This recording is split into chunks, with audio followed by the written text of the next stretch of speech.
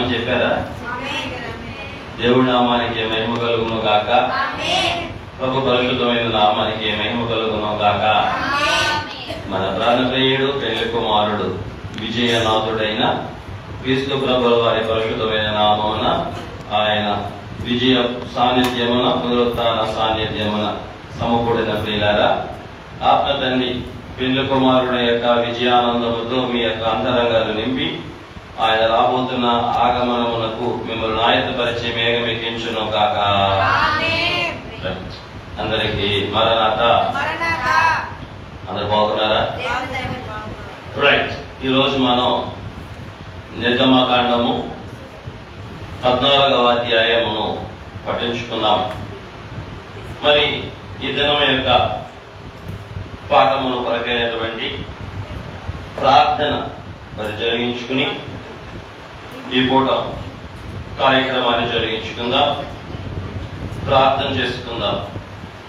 మొదలు మూసుకుని ఆత్మ తండ్రి యొక్క సహాయం కొరకు వేడుకుందాం. ప్రార్థన.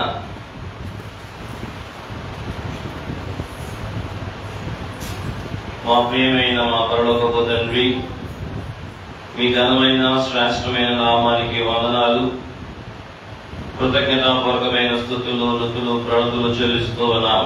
ఈ దినమందు మరొకసారి మీ పాదపద్మముల ఎదుగు చేరుటకు కృపనిచ్చారు, అందుకు వందనాలు తండ్రి. మమ్మల్ని లోకములో నుండి, పాపము నుండి, సైతాను నుండి తప్పించుచున్న తండ్రి నీకు వందనాలు. పిశాచి చోదన మాకు అనుభవ అంతస్తులుగా మార్చిన పరమజనక నీకు అనేక వందనాలు, నమస్కారాలు. మాకు ఈ లోకంలో కలిగే ప్రతిశ్రమను మా అంతరంగములకు అనుభవ హారముగా వేయటకు నేటి దినము మాతో మాట్లాడమని యేసు నామమున వందించుచున్నాము తండ్రి. ఆమేన్. కూర్చుందాము. మన ప్రభువైన యేసుక్రీస్తు వారి శుభనామములో మీ అందరికీ కృపా సమాధానం కలుగును గాక. రైట్. ఆమేన్. మరి మనం ఈ దినం అద్భుతమైన అధ్యాయం, దేవుని మహాద్భుతమును చేసిన అధ్యాయం, నిర్గమకాండం 14వ అధ్యాయం. బైబిల్ అంతటిలో ఈ అధ్యాయంలోనే మొట్టమొదటిసారిగా రక్షణ అనే పదం ఈ యొక్క అధ్యాయంలోని 14వ అధ్యాయము 13వ వచనంలో మనం చూడగలం. 13. అందుకు మోషే, భయపడకుడి, యెహోవా మీకు నేడు కలగచేయు రక్షణను మీరు ఊరకనే నిలబడి చూడుడి. మీరు నేడు చూసిన ఐగుప్తీయులను ఇక మీదట మీరికి ఎన్నడూను. రైట్. రక్షణ. మరి ఏమిటి రక్షణ అంటే? ఒకటి, విడుదల క్రమము. 2, విమోచన క్రమము పూర్తయితే వచ్చేది రక్షణ. ఏంటి? విడుదల క్రమము. రెండవది ఏంటి? విమోచన క్రమము. అంటే రక్షణ అనగా దేవుడు అనుగ్రహిస్తానన్న ఆ రక్షణ స్వాస్థ్యం. ఏ రక్షణ స్వాస్థ్యం? కానాను అనే రక్షణ స్వాస్థ్యం. ఇజ్రాయేలుకు పితామహుడైన అబ్రహాంకి దేవుడు ఏం చేశారు? వాగ్దానం చేశారు. ఆ కానాను అనే ఆ రక్షణ స్వాస్థ్యాన్ని వారు సొంతం చేసుకోవడానికి వారు బానిసత్వంలో ఉన్నారు కనుక ఆ బానిసత్వం నుంచి మొదట ఏం చేయాలి? రక్షించాలి. రక్షించేటప్పుడు 2, ఒకటి విడిపించుట, రెండవది విమోచించుట. విడిపించడానికి దేవుడు ఒక క్రమాన్ని వాడాడు, విమోచించడానికి దేవుడు మరో క్రమాన్ని వాడాడు. విడిపించడానికి ఏమి వాడాడు ఆయన? బలిపశు, గొర్రెపిల్ల యొక్క బలిని, గొర్రెపిల్ల యొక్క విందుని, అలాగే 10 తెగుళ్లను దేవుడు ఇజ్రాయేలీల నిమిత్తమై ఐగుప్తులో జరిగించారు. ఏం చేయడానికి? విడిపించడానికి, విమోచించడానికి. ఏం చేశాడు ఆయన? అడ్డుగా వచ్చిన ఎర్ర సముద్రాన్ని పాయల చేసి వచ్చిన శత్రువుని ఎర్ర సముద్రంలో ముంచేశాడు. ఇది విమోచించడానికి చేసిన పని. అంటే విడిపించడానికేమో గొర్రెపిల్లని, గొర్రెపిల్ల రక్తాన్ని, గొర్రెపిల్ల ఆహారాన్ని ఆయన ఉపయోగించారు. విమోచించడానికేమో ఆయన శక్తిని, ఆయన సామర్థ్యాన్ని, ఆయన బలాన్ని వినియోగించారు. మరి విడిపించబడడానికి ఇశ్రాయేలు ఏం చేశారు? దేవుడికి సమర్పించుకున్నారు. విమోచించబడడానికి ఇశ్రాయేలు ఏం చేశారు? దేవునికి ప్రతిష్ఠించుకున్నారు. కాబట్టి ఎవరు సమర్పించుకుంటారో వారికి విడుదల కలిగింది. ఎవరు దేవునికి ప్రతిష్ఠించుకుంటారో వారు విమోచించబడతారు. ఎవరి దగ్గర నుంచి? శత్రువు చేతిలో నుండి, ఐగుప్తు చేతిలో నుండి. ఈ దినం మనం విడిపించబడాలి అంటే రోగముల చేతిలో నుండి, బలహీనతల చేతిలో నుండి, కష్టాల చేతిలో నుండి మనము విడిపించబడాలి అంటే దేవునికి మొదలు మనం సమర్పించుకోవాలి. అట్లాగే సమర్పణ బట్టి విడుదల అన్నాను. విడుదల బహిరంగ జీవితానికి, అలాగే విమోచన అంతరంగ ఆత్మీయ జీవితానికి. సమర్పణను బట్టి బహిరంగ విమోచన కలుగును. అలాగే ప్రతిష్ఠతను బట్టి అంతరంగమునకు విమోచన, విడుదల కలుగును. కాబట్టి ఒక విశ్వాసి జీవితంలో ఒక పాపి పరిశుద్ధుడయ్యే క్రమంలో, ఒక పాపి దేవుని యొక్క వాగ్దాన ఫలమైన రక్షణ స్వాస్థ్యాన్ని పొందుకునే క్రమంలో ఈ రెండు క్రమాలు తప్పనిసరిగా తన జీవితంలో దేవుడు అనుమతిస్తాడు. ఒక క్రమం ఏంటి? విడుదల క్రమము. రెండవ క్రమం ఏంటి? విమోచన క్రమము. కాబట్టి విడుదల క్రమానికి మనిషి ఏం చేయాలి? తన్ను తాను దేవునికి సమర్పించుకోవాలి. మరి విమోచన క్రమానికి మనిషి ఏం చేయాలి? తన్ను తాను దేవునికి ప్రతిష్ఠించుకోవాలి. ఇది జరిగిన చరిత్ర. ఎప్పుడైతే విడిపించబడ్డారో విడిపించిన వారిని ఆయన ఏం చేసుకుంటున్నాడు? కొరింథీయులకు రాసిన పత్రిక ప్రకారం 11వ అధ్యాయం, 2 కొరింథీ పత్రిక 11వ అధ్యాయం ప్రకారం ఒకసారి చదువుతారా?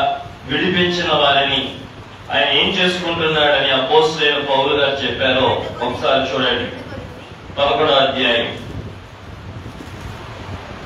ఒకడే పురుషుడైన క్రీస్తుకి వదనుకుంటా 11 3వ వచనం, లేదంటే 2వ వచనం నేను చదువుతాను, మీరు వినండి. Page number 165. కొంచెం అవివేకముగా నేను మాట్లాడాను, మీరు సహించాలని కోరుకుంటున్నాను. నన్ను గురించి మీరు ఎలాగైనా సహించండి. దేవాసక్తితో మీ ఎడల ఆసక్తి కలిగి ఉన్నాను. ఎందుకనగా పవిత్రులైన కన్యకగా ఒకడే పురుషునికి అనగా క్రీస్తుకు సమర్పింపవలదని మిమ్మల్ని ప్రదానము చేసిదని. గాని సర్పము తన ప్రీతి చేత హవ్వను మోసగించినట్లు మిమ్మల్ని మీ మనస్సులను చెరపబడి క్రీస్తు ఎడలనున్న సరతులలో నుండి, పవిత్రతలో నుండి ఎట్లయినా తొలగిపోనేమో అని భయపడుచున్నాను. పౌలు భక్తుడు ఏమంటున్నాడు? క్రీస్తుకు మిమ్మల్ని నేను, ఒక్కడే పురుషుడైన క్రీస్తుకు మేము ఏం చేస్తున్నాను? పవిత్రమైన కన్యకగా సమర్పించుచు ఉన్నాను. సమర్పణ బట్టి మనకి ఏం కలిగింది అనుకున్నాం? విడుదల. విడుదలే రక్షణ కార్యక్రమమా? కాదు, ఇంకా చాలా కార్యక్రమం ఉంది. తర్వాత కార్యక్రమం ఏంటి? విమోచన.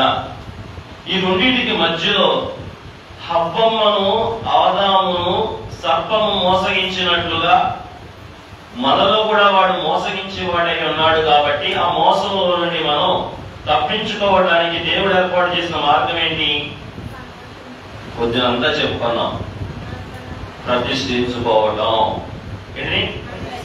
ప్రతిష్ఠించుకున్నప్పుడు ఏం చేయబడతాం? సర్పం యొక్క కుయుక్తి చేత మనం ఊరకనే తప్పిపోం. ఇక్కడ ఏమైనా అపం ఏమైందంట? క్రీస్తు ఎడలనున్న సరళత నుండి పవిత్రత నుండి అపమ్మ తప్పిపోయింది. అట్లా విడిపించబడిన ప్రజలు తప్పిపోకుండా ఉండడానికి దేవుడే ఏర్పాటు చేశాడు? చక్కని విమోచన క్రమాన్ని, అంటే ప్రతిష్ఠిత క్రమాన్ని ఏర్పాటు చేశాడు. ఆ ప్రతిష్ఠిత క్రమంలో రెండు చెప్పుకున్నాం మనం.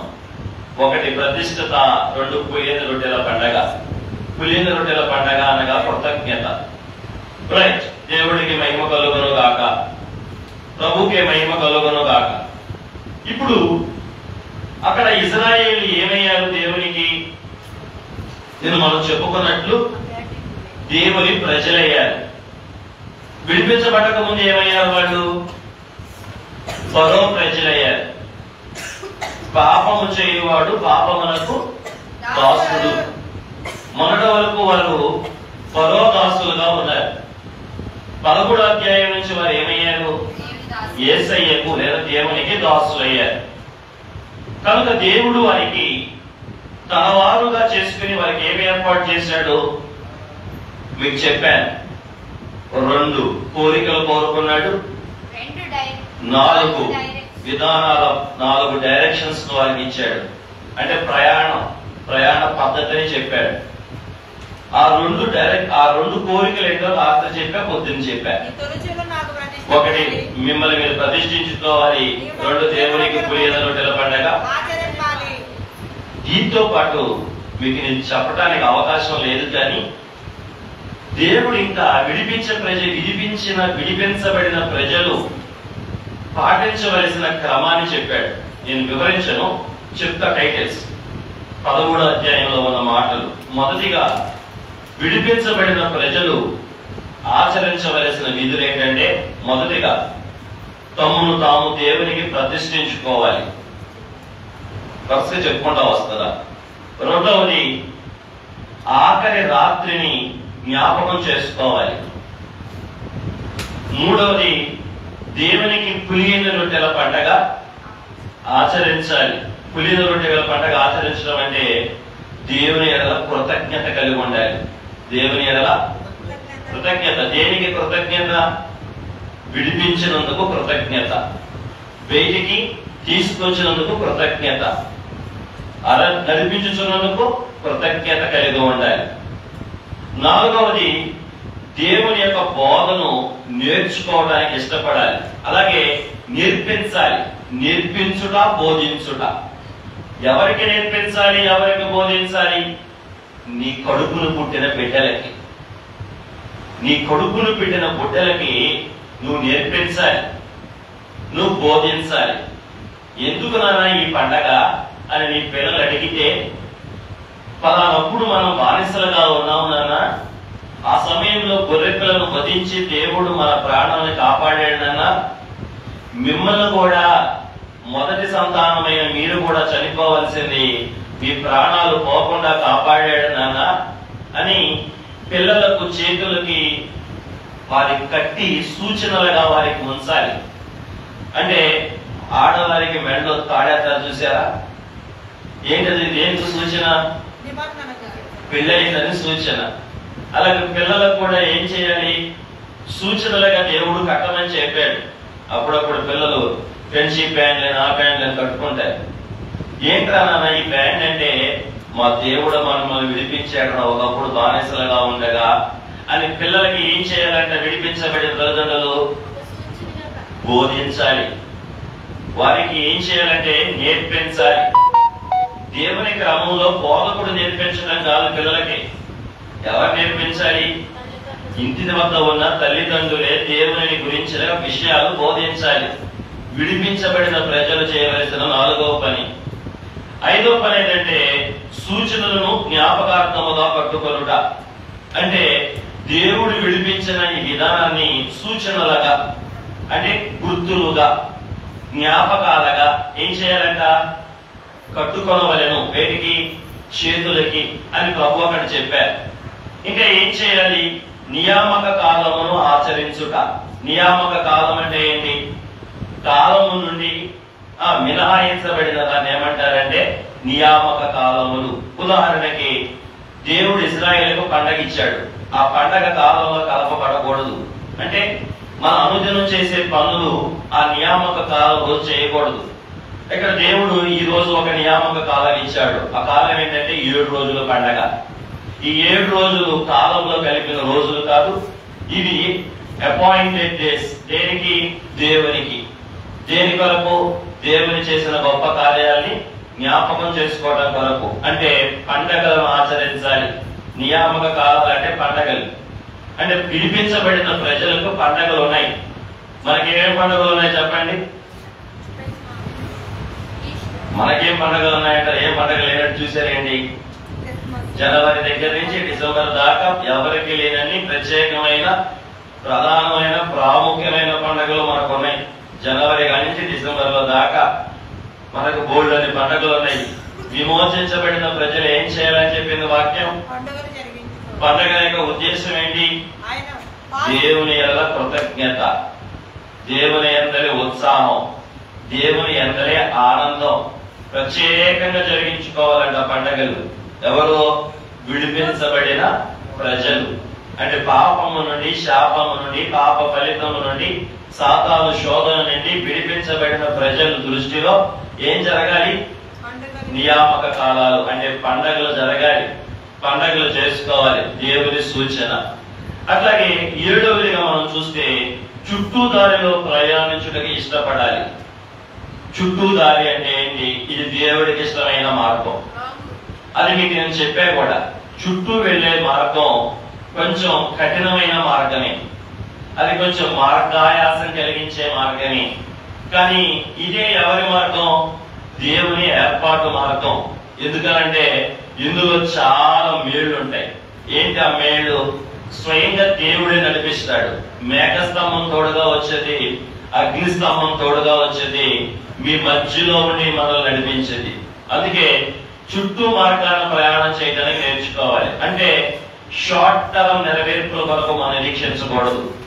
ఆలస్యమైనంత మాత్రాన అవి నెరవేరవనవద్దు. కాలం పరిపూర్ణమైనప్పుడు అవి ఖచ్చితంగా నెరవేరుతాయి. అంటే కాలం పరిపూర్ణం అవ్వాలంటే అది ఏ టర్మ్? లాంగ్ టర్మ్ లో ఉంటాయి. కాబట్టి దేవుడు లాంగ్ టర్మ్ లో ప్రయాణంలో మనకు ప్రతిఫలాలు ఇస్తాడు. కాబట్టి దేవుడి మార్గం ఇది, మనుషుల మార్గం కాదు. ఇది దేవుడు ఏర్పాటు చేసిన మార్గం. ఈ చుట్టూ మార్గంలో ఏమున్నాయి? అరణ్యం ఉంది.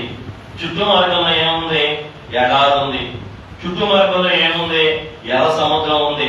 చుట్టూ మార్గంలో ఏముంది? ఆహారం లేదు. చుట్టూ మార్గంలో ఏముంది? అమాలేకీయులతో యుద్ధం ఉంది. చుట్టూ మార్గంలో ఏముంది? మంచినీళ్లు లేవు. చుట్టూ మార్గంలో ఏముంది? సీనాయి పర్వతం కూడా ఉంది. దేవుడికి మహిమ కలుగును గాక. అయితే ఇవన్నీ మనకు ముందు తెలుసా?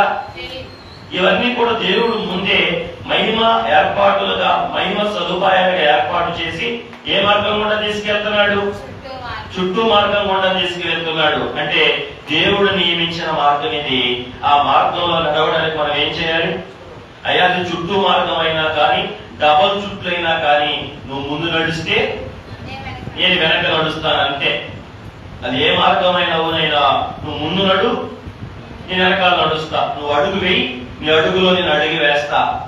ఆ మార్గంలో నడవడానికి విమోచించబడిన ప్రజలు ఇష్టపడాలి. అట్లాగే మనం చూస్తే 9వదిగా మనం చూస్తే పగలు రాత్రి ప్రయాణించడానికి ఇష్టపడాలి. పగలు రాత్రి. 8వది పగలు రాత్రి ప్రయాణించడానికి ఇష్టపడాలి. ఎందుకని పగలు రాత్రి ప్రయాణించాలి? ఎందుకని పగలు రాత్రి ప్రయాణించాలంటే శత్రువుకి మనం అందకూడదు. మీరు గమనిస్తే ఇవాళ అధ్యాయంలో శత్రువులు మొదటి కుమారుడు చనిపోయాడు కదా. చనిపోయిన తర్వాత చనిపోయిన వాళ్ళు ఏం చేయాలి? సమాధి కార్యక్రమం చేయాలిగా. 2 రోజులు 3 రోజులు సమాధి కార్యక్రమంలో ఉన్నాడు. ఇక పిల్లోడిని పాతేసేశారు. ఇక మళ్ళా ఆయనకి ఏమొచ్చింది? మళ్ళా వీళ్ళ కోపం వచ్చింది. బానిస వెళ్ళిపోతున్నాడంట. మన పిల్లల్ని చంపేసి మనల్ని ఉసూరు అనిపించి మన దగ్గర తప్పించుకుంటున్నారా అని చెప్పి మళ్ళా శత్రువు గుండె ఏమైంది, మళ్ళా వాడికి శత్రువు గుండె కఠినమై మళ్ళా ఎట్లా వచ్చాడు, శ్రేష్టమైన రథాలతో శ్రేష్ఠులను ఏర్పాటు చేసుకుని జ్యేష్ఠులైన ఇజ్రాయేలును పట్టుకోవడానికి వచ్చాడు అని అయ్యగారు రాశారు, పొద్దున కూడా చెప్పారు. కాబట్టి వెనకాల ఏం చేస్తాడు, అందుకే అయ్యగారు అన్నారు మేఘంలో మనం ఒక కాలు పెడితే అపవాది రెండో కాలు పట్టుకుని కిందకి లాగేస్తాడు అన్నారు. ఏంటంట, మేఘం ఎక్కడానికి మనం ఒక కాలు పెట్టి రెండో కాలు కొంచెం తీసుకుందాములే అని అశ్రద్ధగా తీసి ఎత్తామనుకోండి ఏం చేస్తాడంట అంటే వాడు అంత స్పీడ్ గా పని చేస్తాడు. శత్రువు ఎప్పుడూ కూడా అంత స్పీడ్ గా యాక్యురేట్ గా అంత చురుగ్గా హుషారుగా పని చేస్తాడు. ఏం చేయడానికి, నిన్ను లాక్కేసుకోవడానికి. అవును, నిన్ను లాక్కేసుకోవడానికి. మోసం చేసే దొంగలు చూడండి పగలు రాత్రి పొడుగోకుండా పని చేస్తారు. సెల్ ఫోన్లు హ్యాక్ చేయడానికి, బ్యాలెన్స్ హ్యాక్ చేయడానికి, దొంగ ఇన్సూరెన్స్ కట్టేయడానికి, మరి ఈ మధ్య కిడ్నీలు అమ్మేసుకుంటున్నారండి. ఎవరు మాకండి, విజయవాడలోనే 50 లక్షలు ఇద్దాం, 5 లక్షలు ఇద్దాం, 30 లక్షలు ఇద్దాం అని చెప్పి ఎదుటి వారి యొక్క పేదరికాన్ని ఆసరాగా తీసుకుని, అవసరాన్ని ఆసరాగా తీసుకుని డబ్బులు ఇస్తామని చెప్పి కిడ్నీ మొత్తం తీసేసుకుని చివరికి 50,000 ఇచ్చి పంపించారు ఒక అబ్బాయికి. కాబట్టి కిడ్నీ దొంగలు వచ్చేసారు, నేగ్గా మోసం చేసేస్తున్నారు. వీళ్ళు ఏం చేయరు, పగలు పడుకోరు, ఎత్తే పడుకోరు, ఎప్పుడు పడితే అప్పుడు ఏం చేస్తా ఉంటారు, వాళ్ళ పని చేస్తా ఉంటారు. ఎందుకని, వాళ్ళ అవసరం తీర్చుకోవడానికి. అట్లాగే శత్రువు కూడా ఎలాంటి పని చేస్తాడు, అలసట లేకుండా పనిచేస్తాడు, అలసట లేకుండా పనిచేస్తాడు. అందుకే దేవుడు ఇశ్రాయేలుకి ఏం ప్రయాణం ఇచ్చాడు, చుట్టూ ప్రయాణం. ఓకే, పగలు రాత్రి ప్రయాణం ఇచ్చాడు. ఎవరైనా రాత్రులు ప్రయాణం చేస్తారా, ఎందుకని చేయరు, చీకటిగా ఉంటది. కానీ దేవుడు ఇక్కడ ఏ సదుపాయం ఏర్పాటు చేశాడు, వెలుగు లోకలు ఏర్పాటు చేశాడు, అగ్ని స్తంభాన్ని ఏర్పాటు చేశాడు. అంటే అగ్ని స్తంభం రాత్రి పూట, మేఘస్తంభం పగల పూట వారికి పైగా ఉండి పగల పూట నీరు ఇచ్చాడు, ఇక అలసట లేదు. రాత్రి పూట లైట్ ఇచ్చాడు, ఇక దిగులు లేదు. టార్చ్ లైట్ వేశాడు, ఇక దిగులు లేదు. కాబట్టి శత్రువు వెనకాల వచ్చే అవకాశం ఉంది. ఇది ఎవరికి తెలుసు, వాడు 200 వేగంగా వచ్చిన వాడికి మీరు తప్పకుండా ఉండడానికి ఏ ప్రయాణం ఏర్పాటు చేశాడు, పగలు రాత్రి ప్రయాణం ఏర్పాటు చేశాడు. విడిపించబడిన ప్రజలు కూడా చెప్పండి, నిత్య రక్షణ అంటే రక్షణ స్వాస్థ్యం నూతన యెరూషలేము చేరడానికి రాత్రనక పగలనక నిత్యం ఏం చేస్తా ఉండాలి. అందుకే అయ్యగారు అన్నారు, సన్నిధి ఎట్లా అలవాటైపోవాలంటే మనకి కింద నుంచి తలలో నుంచి కిందకి రక్తం ఎలా తిరిగిందో మనకు తెలియకుండా అలా దైవ సన్నిధి అనేది మనకి అలవాటైపోవాలన్నారు. మన గుండె డబ్బని రోజుకి ఎన్నిసార్లు కొట్టకూడదు మనకు తెలుసా, మనకి తెలియదు అని అన్నిసార్లు మనకి తెలియకుండా అది ఏం చేస్తా ఉంటది. అట్లా దైవ సన్నిధి కూడా మనకు అలవాటైపోవాలి అన్నారు. దైవ సన్నిధి కూడా మనకు తెలియకుండానే కన్ను రెప్ప రోజుకి ఎన్నిసార్లు కొడతాం, లెక్కలేని సార్లు మనకు తెలియకుండానే కన్ను రెప్ప కొట్టేస్తాం. అట్లా మనకు తెలియక అన్నిసార్లు ఎలా కొడతామో దైవ సన్నిధి కూడా మనం అలా చేయాలి అన్నారు. అంటే దేవుడి యొక్క ఆలోచన, దేవుని యొక్క స్పృహ, దేవుని స్పర్శ, దేవుని జ్ఞానం, దేవుని గురించినటువంటి అవగాహన, దేవుడితో నిత్య సహవాసం అలా మనం కలిగి ఉండాలన్నారు. రాత్రి లేదు, పగలు లేదు. అలసిపోయామంటే చేయమన్నా, అలసిపోయామన్న వాళ్ళని శత్రువు ఏం చేస్తాడు, ముందు చెప్తా. అమాలేకి దగ్గరికి వచ్చినాక 17వ అధ్యాయం వచ్చినాక చెప్తా. వెనకబడిపోయిన శత్రువుని ఏం చేస్తాడు, వెనకబడిపోయిన ఇశ్రాయేలు ఏం చేస్తాడు. కాబట్టి మరి వెనకబడిన వాళ్ళు చంపేస్తారు అమాలేకీయులు వచ్చి. కాబట్టి అందుకే దేవుడు ఏ ప్రయాణం పెట్టాడు, రాత్రి పగలు ప్రయాణం పెట్టాడు. ఎందుకు ప్రయాణం రాత్రి పగలు అంటే వెనకాల శత్రువు బాగా హుషారైన వాడు, మనలాంటి ఉసూరుమంతా ఉండేవాడు కాదాడు. వాడు బాగా హుషారు. ఎందుకంటే నరకానికి వాడు ఒక్కడే వెళ్ళడం వాడికి ఇష్టం లేదు. దేవుడి సంతానమైన మనందరూ తీసుకెళ్లిపోవాలి ధ్యేయం. అందుకే వాడి దోతలు కానీ వాడిని ఎలా పనిచేస్తున్నారు, 24/7 నైట్ పగలు కూడా పనిచేస్తున్నారు. అందుకే విడిపించబడిన ప్రజలకు దేవుడు కూడా ఏ క్రమం ఇచ్చాడు, రాత్రి పగలు కూడా ఏం చేయాలి, ఆ దేవుని గురించిన స్పృహ రాత్రి పగలు కూడా మనకు ఉండాలి. ఏంటయ్యారు ఇప్పుడు ఫోన్ చేశారు ప్రార్థన అంటావు, ఏంటయ్య గారు పొద్దునేక ప్రార్థనకు వచ్చి మళ్ళా సాయంకాలం ప్రార్థన అంటారు, ఏంటయ్య గారు గంట సేపు కాదు 2 గంటల సేపు చెప్తారు. అయ్యో దేవుడు రాత్రి పగలు ఇజ్రాయేల్ నడిపించాడు, రాత్రి లేదు పగలు లేదు, కంటిన్యూస్ గా నడిపించాడు. ఒకళ్ళు కాదు ఇద్దరు కాదు, వాడు 6 లక్షల జనాభా. ఈ రాత్రి పగలు మనకి ఏం తెలియజేస్తుంది? చురుకుదనం. నాయకుడు ఇప్పుడు ప్రజలపై నడుస్తున్నా, నాయకుడు కూడా నడుస్తున్నాడా? నాయకుడు కూడా నడుస్తున్నాడు. నాయకుడు నడిచేటప్పుడు మనం నవ్వుతా, నాయకుడు నడిచినప్పుడు నాయకుడు వెనకాల ప్రజలు కూడా నడవాలి. నాయకుడి ధ్యేయం ఏంటి? రక్షణ స్వాస్థ్యాన్ని స్వతంత్రించుకోవాలి. ఇప్పుడు ప్రజలు కూడా ఏం చేయాలి? ఆ రక్షణ స్వాస్థ్యాన్ని స్వతంత్రించుకోవడానికి రాత్రి పగలు ఏం చేయాలి? దేవుని బిడ్డలమైన మనం కూడా రాత్రి పగలని లేకుండా చెప్పలే దేవునిలో ముందుకి రైట్. అందుకే భక్తుడు అంటాడు, సమయం అనక అసమయం అనక వాడతాడు. నిత్యము నువ్వు బోధించుతూ ఉండవలేదు అని పౌలు తిమోతికి చెప్తాడు. అలాగే మనం సమయం అనక అసమయం అనక రాత్రి అనక పగలనక ఎప్పుడు కూడా ఏ తలంపుతో ఉండాలి? దైవ తలంపు. రాకడ తలంపు అంటే అదే దైవ తలంపు. యేసునామ స్మరణ అనే పాట రాశారే, యేసునామ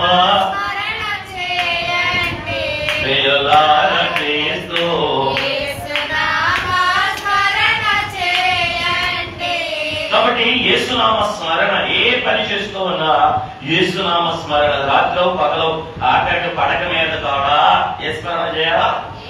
యేసునామ స్మరణ. ఎందుకని? రక్షణ స్వాస్థ్యాన్ని స్వతంత్రించుకోబోయే వారికి ఆ ధ్యాస ఉండాలి. అందుకే అయ్యగారు మనకి ఏ పద్ధతి నేర్పించారు? మరణాత మరణాత. నిజంగా మనం ఎంతో ధన్యులం, నిజంగా మనం ఎంతో భాగ్యవంతులం. దీని భావం మనం సరిగా గ్రహించం కానీ ఎంత దూరదృష్టితో ప్రభు మనకి పదవి ఇచ్చాడో.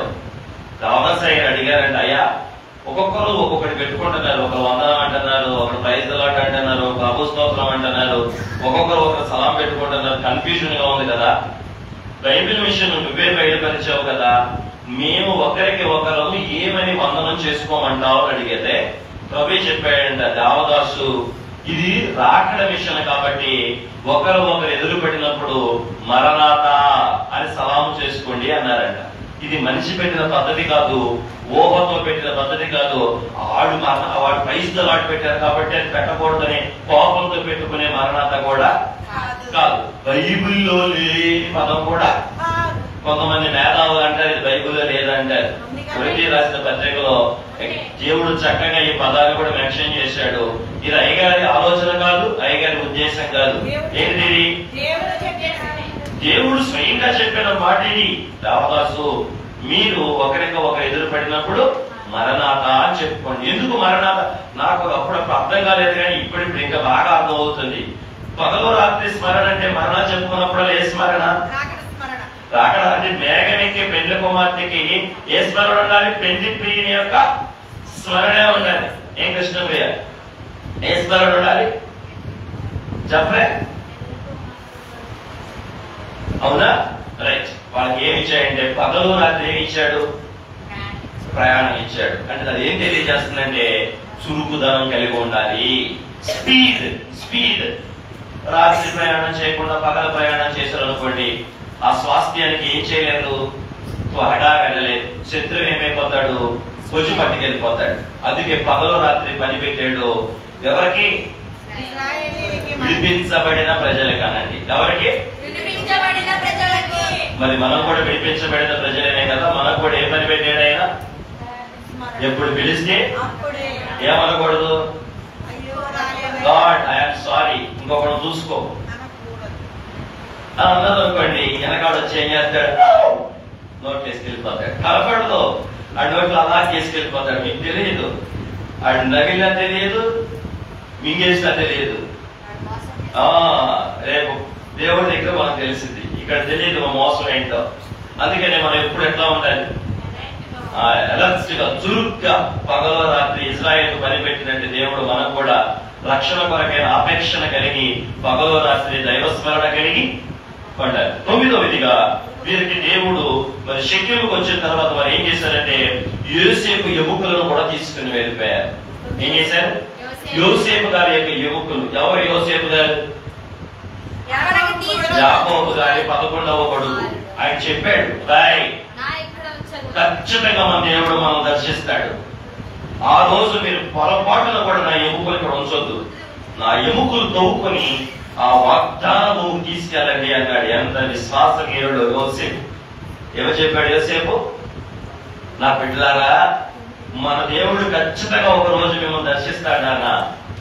తాతకి ఇచ్చిన వాగ్దానం నెరవేరుస్తాడు. నిజంగా ఈ మాట చెప్తే నా ఒళ్ళు దాన్ని ఏమంటారు, పులకరింపు. నిజంగా ఎంత విశ్వాసం ఉండకపోతే యోసేపు భక్తుడు ఆ మాట అంటాడు, నాన్న ఒక రోజు దేవుడు మిమ్మల్ని దర్శిస్తాడరా, ఆ రోజు మీరు నా ఎముకలు మాత్రం ఈ ఐగుప్తులు విడిచిపెట్టద్దు. మీరు దయచేసి నా ఎముకల్ని తువ్వుకొని ఎక్కడ తీసుకెళ్ళిపోండి, దేవుడు మనకు రక్షణ స్వాస్థ్యంగా ఇస్తున్న ఆ పాలు తీరులో వచ్చే దేశానికి. ఏంటి ఎముకలు ఏం చెప్తున్నాయి? పునరుత్థాన స్పృహ. ఏంటి అంటే రేపో మాపో నా ప్రభు వస్తాడు, నేనేమైపోతాను, తిరిగి వెళ్ళిపోతాను. ఇవాళ ఏమా రోజు? ఇవాళ ఏ రోజు? ఆదివారం రోజు. అంటే మనందరికి ఏంటిది? నిజంగా ఈ స్పృహ ఉంటుందా మీకు? ప్రతి ఆదివారం మాంసకూర స్పృహ అన్నా ఉంటుందా? ఫస్ట్ ఆదివారం వచ్చింది కంగారు కూడా.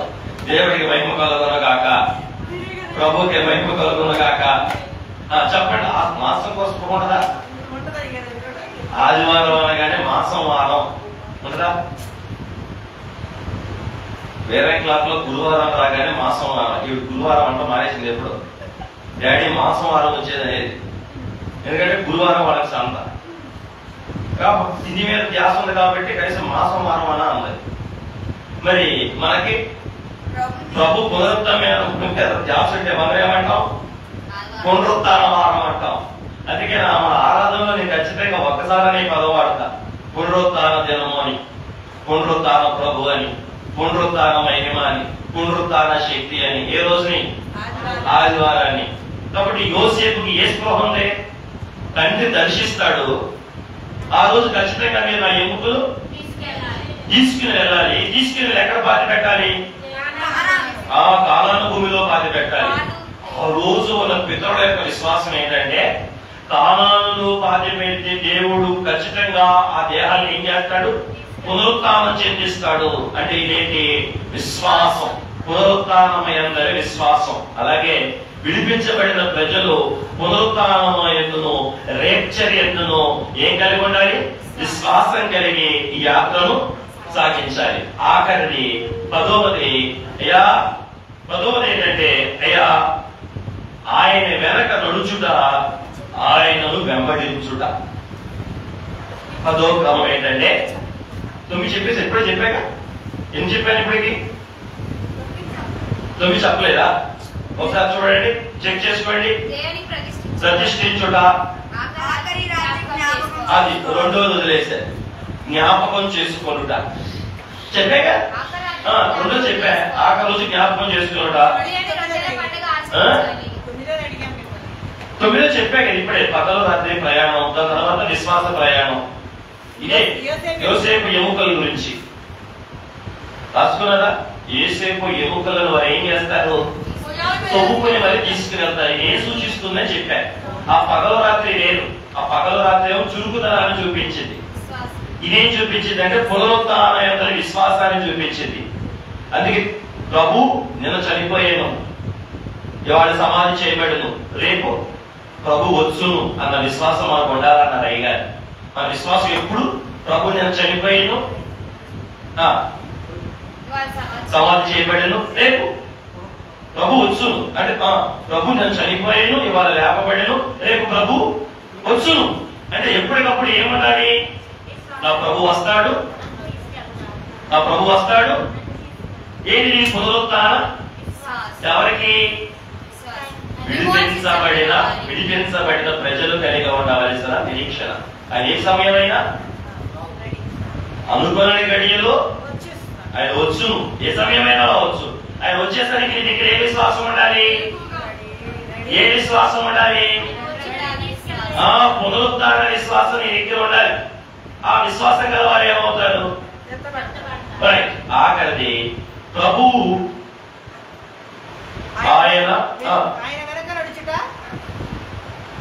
ఆయన నడిపించిన మార్గములో అంటే ఆయన వెంబడించుట, ప్రభు వెనక నడుచుట, అలాగే ఆయనను వెంబడించుట.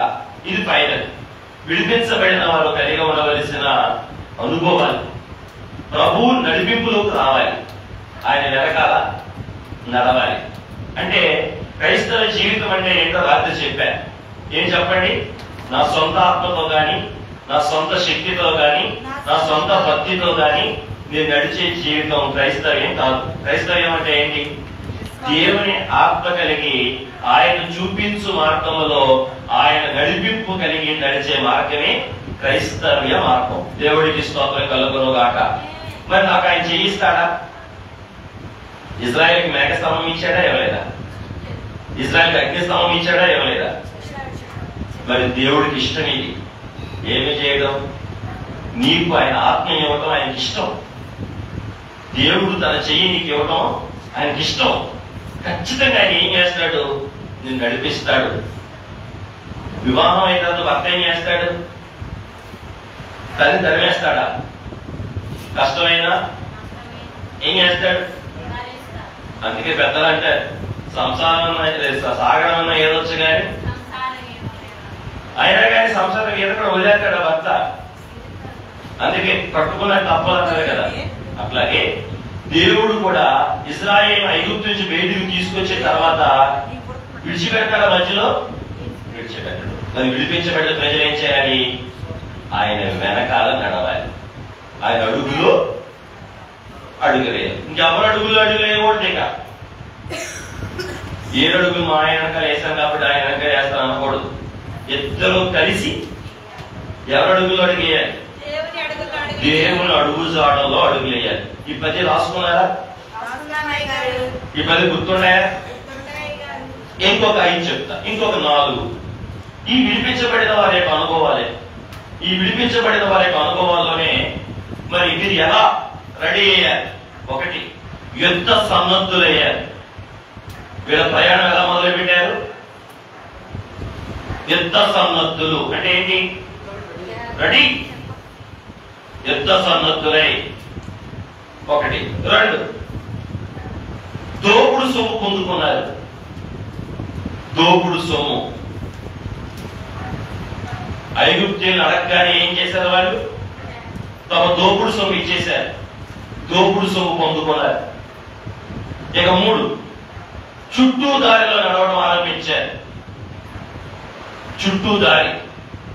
ఇక 4 అగ్ని స్తంభము, మేఘ స్తంభము అనుభవంలో నడిపించబడతా ఉన్నారు. వీళ్ళ అనుభవాలు ఏంటి? యుద్ధ సన్నద్ధులై ఉండాలి. అంటే మనకు ఎదురొచ్చే శత్రువుతో ఎప్పుడు పోరాడడానికి రెడీగా ఉండాలి. మనం పోరాడినది మనుషులతో కాదు, కానీ వాయుమండల సంబంధి అయిన అంధకార సంబంధమైన అధిపతులతోనూ అని రాశారు కదా ప్రభు ఎఫెసీ రాసిన పత్రికలో. కాబట్టి ఎప్పుడు కూడా మనం ఎలా ఉండాలి? యుద్ధ సన్నద్ధులమై ఉండాలి. రక్షణ అనే శిరస్త్రాణం పెట్టుకోవాలి.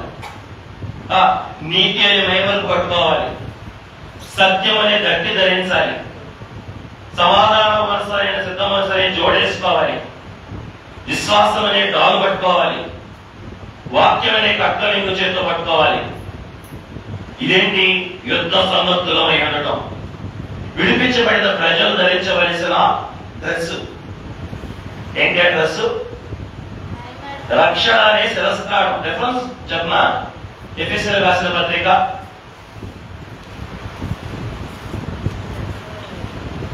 6వ అధ్యాయం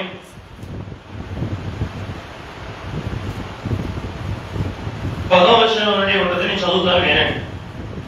తుదకు ప్రభు యొక్క మహాశక్తిని బట్టి ఆయన యందు బలవంతులైనడి.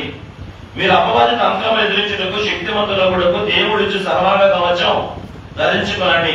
ఏలయనగా మనం పోరాడిన శరీరులతో కాదు గాని ప్రధానులతోనూ అధికారులతోనూ ప్రస్తుత అంధకార సంబంధాలకు లోకరాజులతోనూ ఆకాశ మండలమందున్న దురాత్మ సమూహంతోనూ పోరాడుచున్నాం. అందుచేత మీరు ఆపత్తినమందు వారిని ఎదిరించుటకు సమస్తము నెరవేర్చిన వారై నిలబడుటకు శక్తివంతులగునట్లు దేవుడిచ్చు సర్వాంగ కవచము ధరించుకొనుడి. ఎలాగనగా మీ నడుములకు సత్యము గట్టి కట్టుకోనండి, నీతి అని మైమలకు తడుకోనండి, పాదాలకు సమాధాన సువార్తలే సిద్ధ మనసును జోడు నిలువుడి. ఇవన్నీ కాక విశ్వాసమును డాలు కట్టుకోనండి, దానితో మీరు దుష్టుని అగ్ని బాణము ఆర్పుటకు శక్తిమంతులగుదురు. మరియు రక్షణ శిరస్త్రాణమును దేవుని వాక్యమును ఖడ్గమును ధరించుకొనుడి. ఆత్మ వలన ప్రతి సమయమందు ప్రతి విధమైన ప్రార్థన విజ్ఞాపనలు చేయించు ఆ విషయమై సమస్త పరిశుద్ధుల నిమిత్తమే పూర్ణమైన పట్టుదలతో విజ్ఞాపనలు చేయించు మెలకువగా ఉండుడి. యుద్ధ సమర్థులైంది. ఆ డ్రస్సు ఇక్కడ పౌలు గారు చెప్తున్నారు. ఎట్లా మనం ఉండాలట? ఫస్ట్ రక్షణ అనే శిరస్త్రాణం. అంటే శత్రువు తలను కొట్టాడు అనుకోండి, తల పగలకుండా తలకే పెట్టుకోవాలి రక్షణ. శత్రువు ఎప్పుడు కూడా ఇక్కడ అటాక్ చేస్తాడు. ఇక్కడ అటాక్ చేయడం ఇక్కడ ఏముంటది? బ్రెయిన్ ఉంటది. బ్రెయిన్ లో అన్ని పుడతాయి.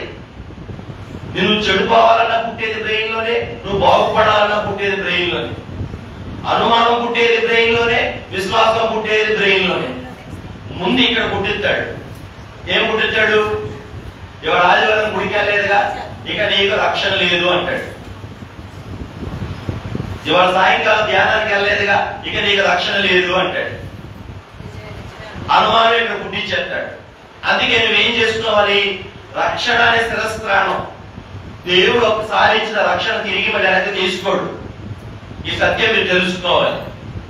దెయ్యానికి బోల్డెని శక్తులు ఇచ్చాడు, వెనక్కి తిరిగి తీసుకున్నాడా? దెయ్యానికే తీసుకోవాలా. మనం దెయ్యానికన్నా పెద్ద దెయ్యాలమేమన్నా కాదు కదా.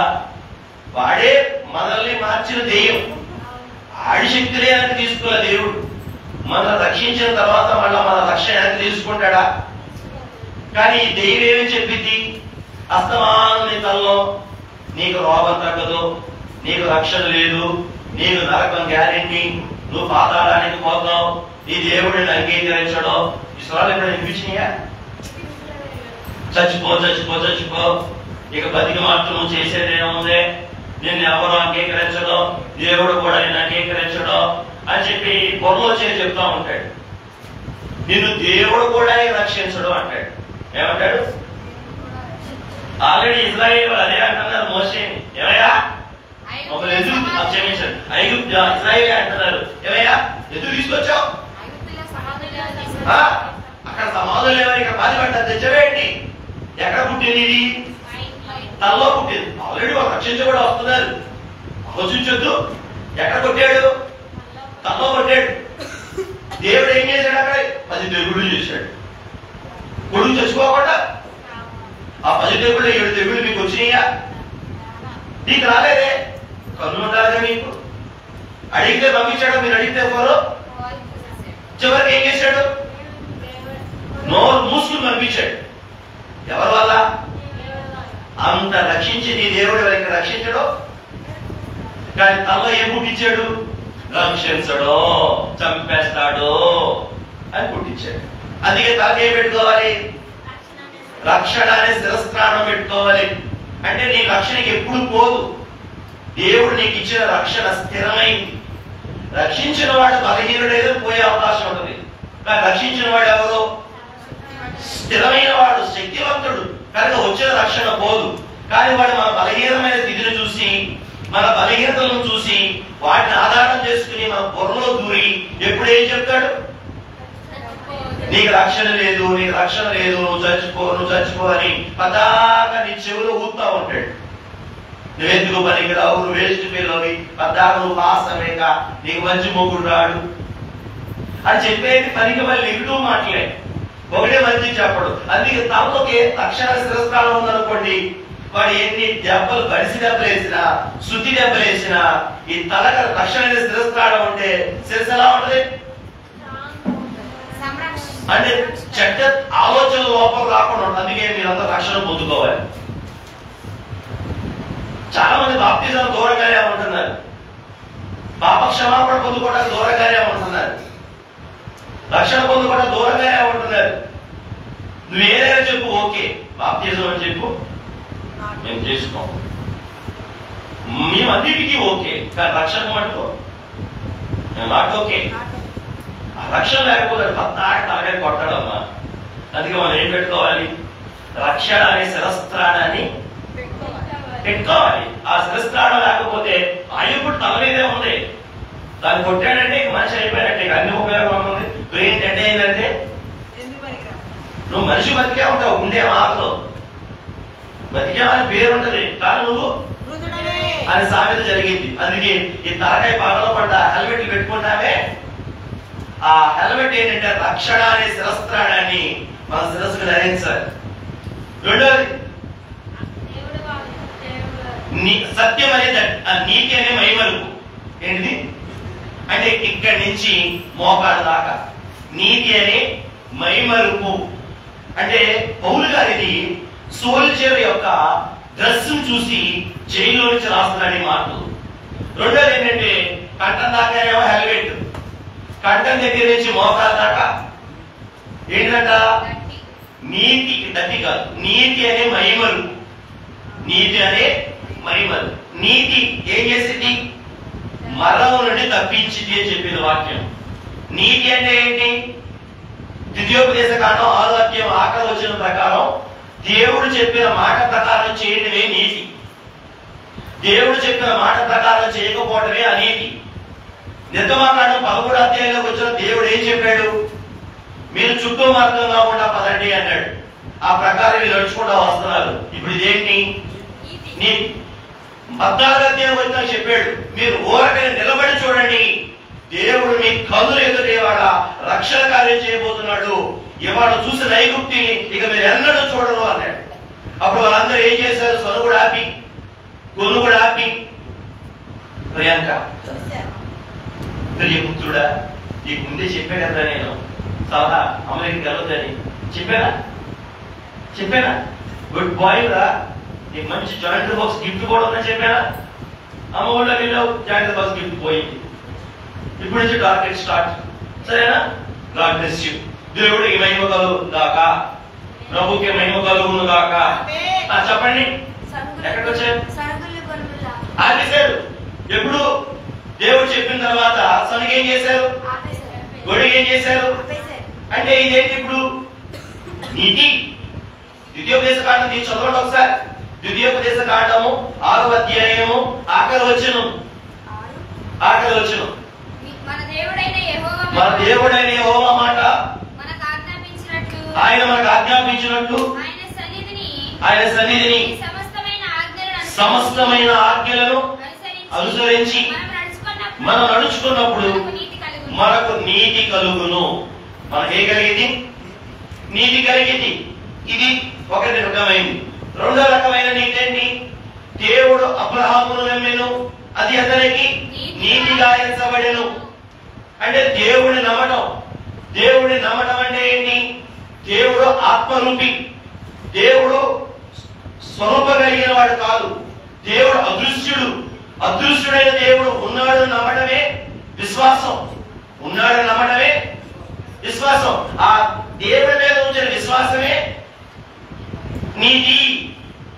దేవుడు ఉన్నాడని నమ్మటం విశ్వాసం, ఆ విశ్వాసం దేవుడి మీద ఉంచడం నీతి. అది ఒక రకమైన నీతి.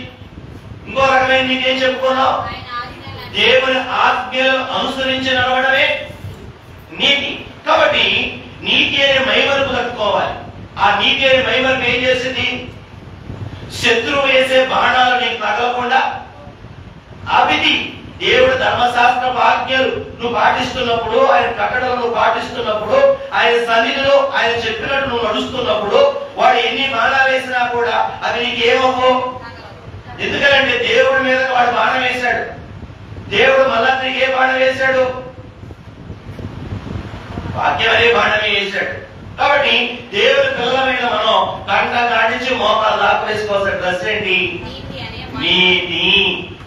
ఏంటి అంటే దేవుని మీద మనం ఏం చేయాలి?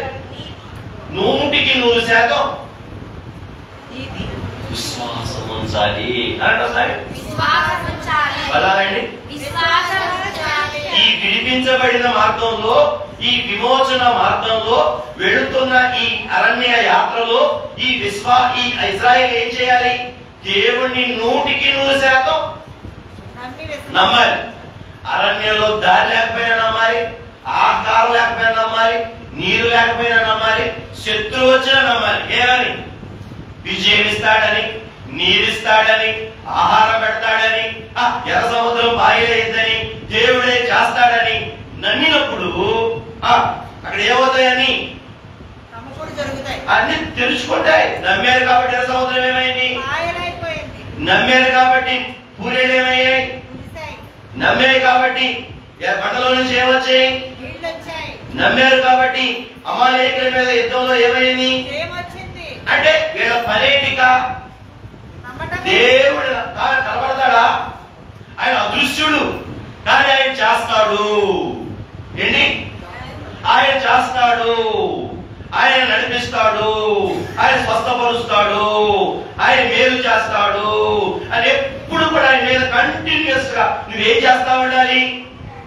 నమ్ముతూనే ఉండాలి. ఏం చేయాలి? మా భాస్కర్ గారు అడిగారంట బాప్తిజం ఇచ్చేటప్పుడు, చెప్పానా? ఏంటమ్మా చిన్న వయసులో బాప్తిజం తీసుకుంటున్నావు, రేపొద్దున నీ కులస్తుడు రాకపోతే ఏం చేస్తావు? ప్రజలు అన్నారంట. పెళ్లి చేసుకోవడం మానేద్దాం అన్నాడంట. అంతేగాని బాప్తిజం ఆపొద్దా అన్నంట. బాబు కళ్ళు మూసుకు ఇచ్చేసేయండి, ఏసై దేవుడు నమ్మే అన్నంట. ఫాస్ట్ టైం కళ్ళు మూసుకు బాప్తిజం ఇచ్చేసాడు. జనవరి 1 బాప్తిజం చేసుకుని ఆగస్టు ఏప్రిల్ 30 పెళ్లి చేసేసుకుంది. దేవుడు ఏం చేశాడు? విశ్వాసాన్ని దేవుడు ఆల్రెడీ మార్గంలో ఏం పెట్టాడు? మహిమ నెరవేర్పులు పెట్టాడు. ఆ నెరవేర్పులు సొంతం అవ్వాలంటే నువ్వు విశ్వాసంతో ఏం చేయాలి? నువ్వు నిలబడాలి. You just wait upon god. నువ్వు దేవుడి మీద నిలబడు విశ్వాసంతో. కాబట్టి ఆ మహిమర్పు ఏంటంటే, నీతి అనే మహిమర్పు ఏంటంటే దేవుడి మీద నమ్మకం ఉంచడమే. ఈ నమ్మకం అనేది ఏం చేసింది? శత్రువు బాణాల్ని తగలనివ్వదు, శత్రువు యొక్క పన్నాగాల దగ్గరకు రానివ్వదు. ఏది? విశ్వాస బలం ఏం చేసిందంటే ఈ శత్రువు బాణాలన్నీ తిప్పికొట్టేసింది, శత్రువు యత్నాలన్నీ తిప్పికొట్టేసింది. ఆ విశ్వాసమే లేక, ఆ నమ్మకమే, ఆ నీతి లేకపోతే, ఆ నీతి లేకపోతే అంతే బాణాలు గుచ్చుకుపోతాయి. కాబట్టి నీతి మరణము నుండి తప్పించును అని సామెతల పుస్తకంలో రాయబడింది. కాబట్టి ఆ నీతిని మనం అందుకే పొద్దున మనం చెప్పుకున్నాం, పులిసిని పిండి పులియని పిండి. పులియని పిండి ఏ జీవితం? అదే మన వాక్యాన్ని చెప్పండి. నీతి కలిగిన జీవితానికి గుర్తు. పులిసిన పిండి ఏమో అనీతి జీవితానికి సాదృశ్యం, పులియని పిండి ఏమో నీతి కలిగిన జీవితానికి సాదృశ్యం.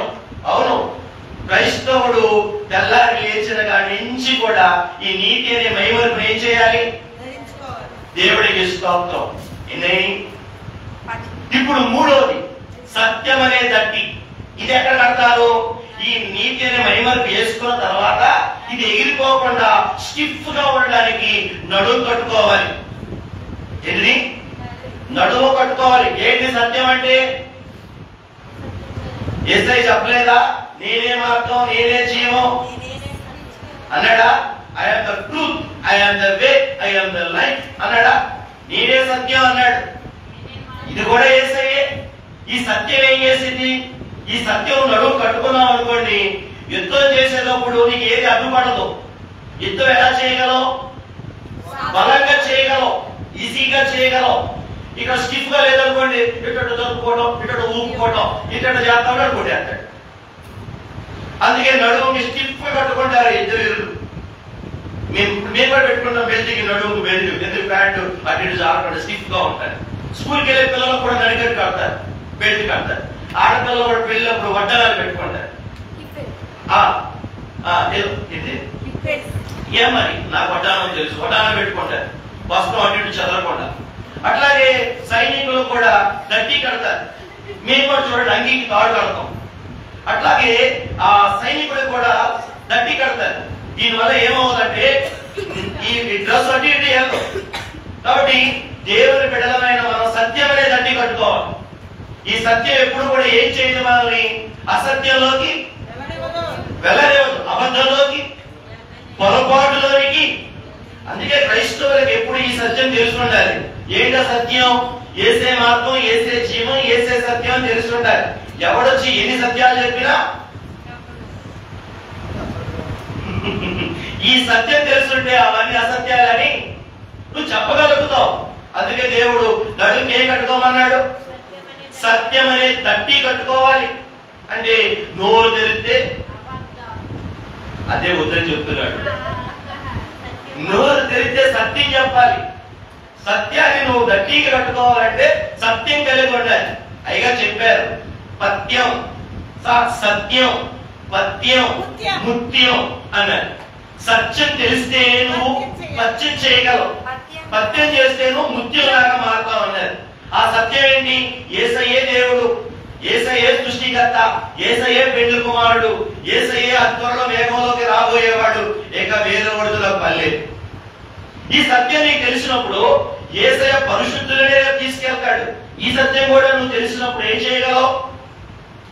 అపవిత్రంగా అవ్వడానికి ప్రయత్నం చేయలేవు. అబద్ధికమైన జీవితం జీవించడానికి అడుగులు వేయలేవు. ఎందుకని? అసత్యానికి అబద్ధానికి పరలోకంలో చోటు. కాబట్టి ఈ సత్యం తెలిసింది కాబట్టి నువ్వేం పాటిస్తావు? ఇక పత్యం కలిగి ఉంటావు. అమ్మా నేను విషయం వచ్చిందా? అయితే మాట్లాడేసావా? అంతే. చూడి ఆ తల్లి ఆ తండ్రి ఆ రోజు నుంచి మామిడికాయ తింటాం మానేస్తారు. సత్యం తెలిసింది ఒంట్లో షుగర్ పెరిగింది, మధుమేహం అని. ఈ మధుమేహం పెరిగిందని చెప్పగానే ఇక చూడు ఇంట్లో టీలు మందారేసుకోరు, గులాబ్ జామున్ తినడం మానేశారు, అన్ని తీపంతా మానేస్తారు. ఇక పత్యం చేస్తారు. ఎందుకని? తొందరగా పోకుండా ఉండటానికి. అంటే షుగర్ వచ్చిన వాళ్ళు తీపి తింటే తొందరగా పోతారు. అది సత్యం తెలిసింది కాబట్టి ఏం మొదలెట్టారు? పత్యం మొదలెడతారు. అలాగే ఉదయం ఒక వేళ, మధ్యాహ్నం ఒక వేళ, సాయంకాలం ఒక వేళ అన్నం తినే ముందు చేసుకుంటారు. పాటలు వేళ మర్చిపోరు. ఏంటిది? సత్యం తెలిసింది కాబట్టి పత్యం చేస్తారు. పత్యం లేకుండా ఎవరు ఉంటారా? అట్లాగే ఈ సత్యం అనేది నడుములు కట్టుకుంటే నువ్వు పత్యం కలిగి ఉంటావు. అంటే ఏది పెడితే అది ఆవరా పనులకి అరే బాబు వింటున్నావా అంటున్నారా? ఇంకేం పని చేస్తున్నారు? ఇదే పనులు ఉన్నారా? ఆవరా పనులు చేస్తున్నారా? మీరు జాగ్రత్తగా వినండి. సత్యం తెలిసినప్పుడు ఏం చేయలేరు? ఇక పత్యం కలిగే ఉంటారు. కామెలైని బీరకాయ కూరే తినాలి, దొండకాయ కూరే తినాలి, చికెన్ తినకూడదు, ఎగేలు చికెన్ తినరు, ఆ కోడి కూడా తినరు. భలే సత్యాలు తెలిసినాయి నీకు. ఇప్పుడు యేసు ప్రభు దగ్గరికి వచ్చినాక సత్యాలు ఉన్నాయి. సత్యం తెలిసిన తర్వాత ఈయనే సత్యం, ఈయనే మార్గం, ఈయనే జీవం తెలిసిన తర్వాత ఈయనకి ఎట్టుంది ఏంటి? పాపం. అదో ఒక్క పాపమైనా అంటకూడదు, అన్నయ్యడు అంటూ ఉండాలి పెళ్లి కుమార్తె. కాబట్టి ఎందుకంటే పెళ్లి కుమారుడికి పాపం అంటే గిట్టదు. ఇది సత్యం. ఆ సత్యం పెరిగినప్పుడు ఈ పెళ్లి కుమార్తె ఏం చేసింది? పత్యం చేసింది. పత్యం అంటే ఏంటి? చెయ్యకూడదు పనులు చేయదు. అంతే వేసి షుగర్ వచ్చినటువంటి తినకూడదని, కాళ్ళు లేని అనుకోండి తినకూడదని, బీపీ ఎక్కువ ఉంది అనుకోండి అమ్మో పెరుగులో కూడా తీసుకోదు. బీపీ ఎంత పత్యం చేస్తారో మరి ఏ సైడ్ దగ్గరికి వచ్చినాక పత్యం ఏసీ దగ్గర పత్యం ఏది? కానీ ఇదేం చేయడా? ఆఫ్టర్ ఆల్ బీపీ నేను చెప్పేస్తాను భయపడి అన్ని మానేసావు. ఈ ప్రాణం నేనేం చేయడం అనుకుంటారండి? బీపీని ప్రాణం ఏం చేసింది? నేను పాతాళంలో కూడా పడేది కదా, జాగ్రత్త. ఈ సత్యం మనకు తెలియాలి. బీపీ మన ప్రాణం ఏం చేసింది ఆఫ్టర్ ఆల్. కానీ ఈయనైతే నేను ప్రాణాత్మ సహితం నరకములోకి వేయగలిగిన అధికారం కలిగిన వాడు. మరి ఈయన విషయంలో పత్యం ఉండొద్దా? భూ సంబంధమైన పత్యాలైనా మేము అందుకే నడుకే కట్టుకోవాలి. సత్యం అనే తట్టి కట్టుకున్నప్పుడు పత్యం కలిగి ఉంటాం. ఆ పత్యం ద్వారా మనకి ఏమొచ్చిందంటే ముత్యం లాంటి స్థితి వచ్చింది. ముత్యం కొద్ది చెప్పానే ది బెస్ట్ అలాగే ద బెస్ట్ లాగా మారుతాం. శత్రువు ఎన్ని దాడులు చేయగాక నువ్వు సత్యం విడిచిపెట్టావు, పత్యాన్ని విడిచిపెట్టావు. ఎన్ని దాడులు చేయని కానీ నువ్వు సత్యం కలిగే ఉంటావు, పత్యం కలిగే ఉంటావు. చివరికి ప్రభు వచ్చే వేళకి ముత్యంలాగా మారిపోతావు. ఈ సత్యం కట్టుకోవాలనుకోండి నడుకి చెప్పలే యుద్ధం చేస్తావు, ప్రయత్నం చేస్తావు, ఏ అభివృద్ధి చేస్తే దీన్ని సర్దుకునే ప్రయత్నం చేస్తావు, ఆడుకుంటూనే కొట్టేస్తాడు. అందుకే నడుకి ఏం చేయాలి? సత్యమని గట్టి కట్టుకోవాలి. ఆ తర్వాత సువార్త వలనైన సమాధాన మనసు అన్న సిద్ధ మనసు రెడీ జోడు. ఇది మోకాళ్ళ దాకా. ఇదేంటిది? మోకాళ్ళ దాకా వేసుకోవాలి. అమ్మా మోకాళ్ళలోకి వేసుకోవాలి. ఏంటిదని? బూట్లు. బూట్లు యుద్ధానికి వెళ్ళి వేసుకుంటారు చూడండి, మోకాళ్ళ దాకా వేసుకుంటారు. పోలీసులు కూడా వేసుకుంటారు చూడండి, మోకాళ్ళ దాకా వేసుకుంటారు. అదే ఏం రాశారు అక్కడ? సిద్ధ మనసు అను దేవుడికి మహిమ కలుగునగాక. సిద్ధ మనస్సు ఏంటి? ఏ టైంలో దేవుడు పిలిచినా ఎట్లా ఉండాలి? సన్నిధి. రేపు బుధవారం ఎప్పుడో సన్నిధి అంటున్నారు, మరి 7 సన్నిధులు రావాలి. ఎంతమంది రెడీ? ఇక్కడ తెలిసిపోయింది సిద్ధ మనసు లేదని. పురుషులకు ఏది నువ్వు ఎత్తదానికి చెయ్యి, స్త్రీ అంటే మా స్త్రీలు ఎంతమంది ఎత్తారు చేతులు? సిద్ధ మనసు లేదు. ఇప్పుడు ప్రభు రామన్నా కానీ ఎవరు రాని, ఇప్పుడు కష్టమే. ఎందుకంటే భూలోకమే కాడు పాతికిపోయినాయి, వీళ్ళన్నీ భూలోకంలో పాతికిపోయినాయి. కాబట్టి రేపొద్దు ఎగరాలన్నా కష్టమే. గెద్దలాగా ప్రవాహంలో గెద్ద కొట్టుకుపోయినట్టు ఈ లోక ప్రవాహంలో కొట్టుకుపోతాం కానీ బాధ్యులు మేము మట్టికి సిద్ధ మనసు చూడు. మనసు ఎట్లా ఉండాలట? ఎట్లా ఉండాలి? మనసు సిద్ధమైన మనసు ఉండాలి. ఏంటి? అలాగే సమాధానకరమైన మనసు ఉండాలి. సమాధానకరమైన మనసు అంటే ఏంటి? ప్రభు వాక్యం చెప్పింది, సాధ్యమైతే సత్యమైతే అందరితో సమాధానము కలిగి ఉండము. శత్రువుతో సైతం కూడా ఏమంటున్నాడు? సమాధానం కలిగి ఉండు. సాధ్యమైతే అందరితో నీవు సఖ్యత కలిగి ఉండు. ఎందుకంటే ఆ సమాధానాన్ని పక్కవాడికి సువార్త ప్రకటించడానికి అవకాశం కలిగింది. కొంచెం కోపం ఉన్నా కానీ అది మనం ఏం చేయలేము, సువార్త ప్రకటించలేము. మనం ఎవరికి సువార్త ప్రకటించాలన్నా మన దగ్గర ఏముండాలంటే సిద్ధమైన మనసు ఉండాలి, 2 సమాధానం ఉండాలి. ఈ 2 మనకు ఉన్న రోజు మనం ఏం చేయగలం? ఎవరికైనా సువార్త ప్రకటించడానికి 24/7 అనుకూలత ఉంటుంది. ఆ 2 లేని రోజు మనం ఏం చేయలేం. ఆడేస్తాడు బాణం, నువ్వు చెప్పలేదులే, నేను ఆడాలి వినలే, జీవనమ్మ నువ్వు చెప్పలేదులే, మేము ఆడాలి వినలే, వాళ్ళ దేవుడు వాళ్ళకు ఉన్నారు, వాళ్ళ జీవితం వాళ్ళు బతుకుతారే, మళ్ళీ ఎందుకు మన స్నేహం మంచిగా, మళ్ళీ మన పనులు పిల్లరేమో అని చెప్తే ఇవన్నీ చేసేస్తాడు. అదే నీకు సిద్ధమైన మనసు ఉందనుకోండి, ఖచ్చితంగా ఎట్లాగైనా చెప్పాల్సిందే. సిద్ధమైన మనసు ఉంది. అలాగే సమాధానకరమైన మనసు ఉంది. ఎట్లాగైనా ఇతను దేవుడితో సమాధాన పరచాలి. దేవుడు మనకి వెళ్తా ఏ పరిచయం చెప్పి వెళ్ళాడు?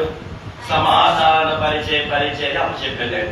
దేవుడితో మనం సమాధాన పరిచి ఆ సమాధాన పరిచే ఉద్యోగం ఎవరికి ఇచ్చాడు? మనకిచ్చేళ్ళాడు. అంటే మన ఖాళీ దొరికితే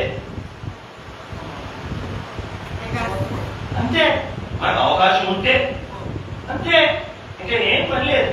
నీకు సిద్ధమైన మనసు అంటే అగ్నిగుండంలో కూడా సువార్తే చెప్తుంది.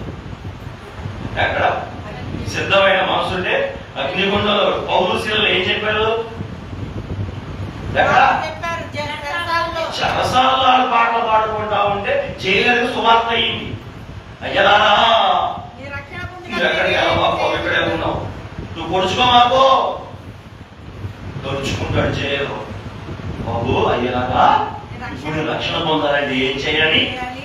అప్పుడు నువ్వును నీ ఇంటి వారును యేసునామములో విశ్వాసం ఉంచుము, అప్పుడు నీవు నీ ఇంటి వారు రక్షించబడతారు అని చెప్తాడు. ఏం చెప్పాడు? అంటే ఏం చేయబట్టి? పౌలుకి సేవకి ఏముంది? సిద్ధమైన మనసు ఉంది కాబట్టి కొట్టినా కానీ జైలు ఏం చేస్తున్నారు? పాటే పాడుకుంటున్నారు. మన పాడేగా హల్లెలూయా పాట. కాబట్టి విశ్వాసం ఎప్పుడు కూడా ఏ క్షణం దొరికినా, ఏ సమయం దొరికినా, ఖాళీ దొరికితే చాలు. కల్కి సినిమానో, ఆ భారతీయ 3 సినిమానో ఏం జరిగిందే రాత్రి నేను చూడగా ఫాస్ట్ గా చూడొద్దన్నారు. అయ్యా భారతీయ 2 వచ్చింది కదా, నేను చూడకూడదు, పాజిగా చెప్పారు చూడకూడదని. ఏం జరిగింది అంటే పాజిగా చూడకూడదని చెప్పారు కానీ వినమని చెప్పాడా? వినమని చెప్పాడా ఏంటి? అంతేగా చెత్త తెచ్చినా ఏం చావాలట, అంటే చెత్త తెచ్చినా పులుపు చావాలంటే ఇదే. కానీ మనం నోరు ఎందుకు తెరవాలి? సువార్త చెప్పడానికే తెరవాలి తప్ప ఈ పాపిష్టి చెప్పడానికి ఈ సిద్ధమైన మనసుని జోడు లేకపోతే ఆ సిద్ధుడు ఏం చేస్తాడు మనల్ని? అందుకే కాళ్ళకి దెబ్బ తగ్గకుండా ఉండడానికేమో సమాధానమైన జోడు, బాడీకి దెబ్బ తగ్గకుండా ఉండడానికేమో నీతి అనే మైమరుపు, తలకి దెబ్బ తగ్గకుండా ఉండడానికేమో రక్షణ అనే శిరస్త్రాన్ని పట్టుకోదు. ఇక్కడ అయిపోయింది. ఇప్పుడు వాడు బాణాలేస్తాడు, అప్పుడప్పుడు కత్తిసులుతాడు, గుండిసులుతాడు. అవి నీకు తగలకుండా ఉండడానికి విశ్వాసం అనే డాలు, షీల్డ్. విశ్వాసాన్ని ఒక చేతితో డాల్ పట్టుకోవాలి. తెలుసుగా డాల్ అంటే భారతాన్ని మనం చూసేవాళ్ళం. సైనికులకి ఒక చేతితో కత్తి పట్టుకునేవాళ్ళు, ఒక చేతితో షీల్డ్ పట్టుకునేవాళ్ళు. ఇలా పేదకొస్తే ఇలా అడ్డ పెట్టుకుంటారు. బెల్లం ఇది వేరే, కేవలం అంటే బెల్లం, షీల్డ్ అంటే పోలీసులు. విశ్వాసం అనే డాలు ఇలా పట్టుకోవాలి. ఒక చేతిలో విశ్వాసం ఉండాలి, ఒక చేతి ఏముండాలి? ఒక చేతిలో విశ్వాసం ఉండాలి, రెండు చేతిలో వాక్యం అనే ఖడ్గం ఉండాలి.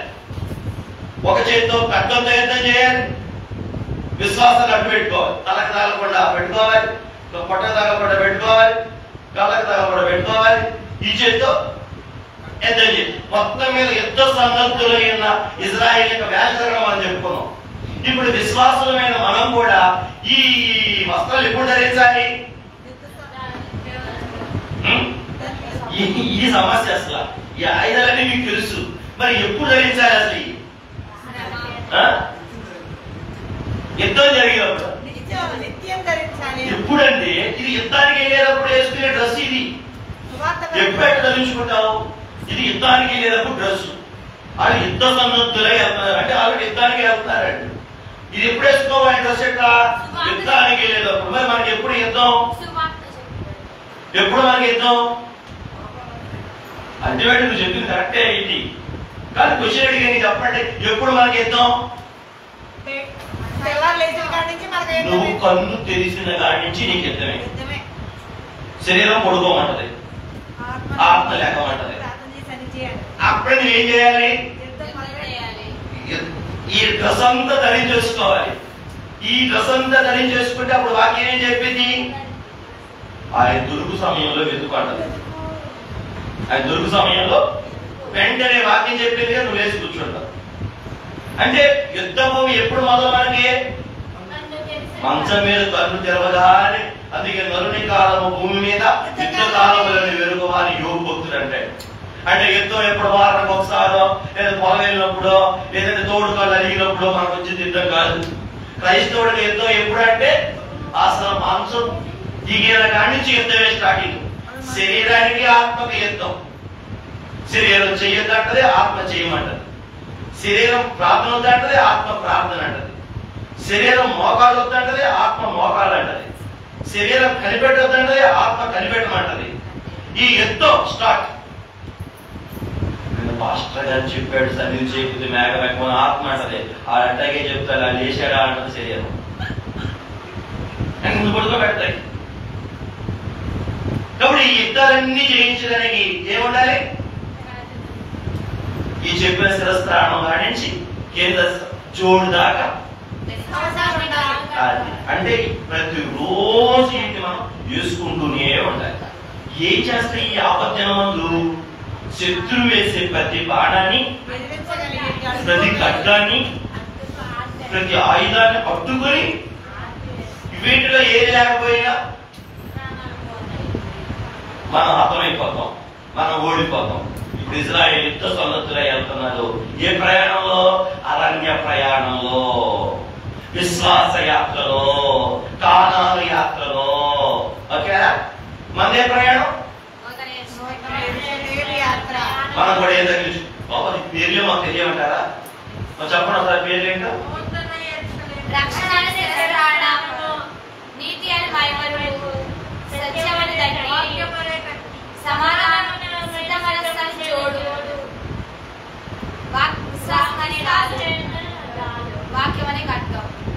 దాని అన్నిటికి పైన ఆత్మయందు ప్రతి సమయమందు విజ్ఞాపన. పరిశుద్ధులందరి కొరకు విజ్ఞాపన. 7 సాధనాలు కలిగి ఈ విశ్వాస యాత్రలో మనం ముందుకి సాగాలి. ఇక రెండవది ఏ పట్టుకున్నారండి? కొల్ల సొమ్ముని. అలాగే మూడవది చుట్టూ మార్గాన్ని ఎంచుకున్నారు. అంటే చుట్టూ మార్గాలు వెళ్తున్నారు, దేవుడు నిర్ణయించారు విడిపించబడిన ప్రజలకి. ఇక నాలుగవది అగ్ని స్తంభంలో, మేఘ స్తంభంలో వారు ఏం చేస్తున్నారు? నడుస్తా ఉన్నారు. దేవుడికి మహిమ కలుగును గాక. కాబట్టి ఈ చివరి చెప్పిన 4 గుర్తుపెట్టుకోండి. ఏంటిది? యుద్ధ సన్నద్ధులై వెళ్ళటం, దోపుడు సొమ్ము పుచ్చుకొని వెళ్ళటం, చుట్టూ మార్గంలో వెళ్తాం, అగ్ని స్తంభంలో, మేఘ స్తంభంలో వెళ్తాం. మన ప్రయాణంలో కూడా ఈ 4 ఉంటాయి. మన ప్రయాణంలో కూడా ఈ 4 ఉంటాయి. కాబట్టి అయ్యా మేము కూడా నువ్వు ముందు వెళ్తాంటే మేము వెనక్కి నడవగలిగిన భాగ్యం ఎక్కడ దాకా? రక్షణ స్వాస్థ్యాన్ని స్వతంత్రించుకునేదాకా మాకు సహాయం చేయదండి. మనం ఏం చేస్తున్నాం? అటు ధన్యత ప్రభు మనకు దయచేయను కాక. తల మూసుకోండి. అయిపోయింది, ఇక లేదు, గంట అరగంట లేదు, సమయం అయిపోయింది. తల మూసుకోండి. ప్రార్థన.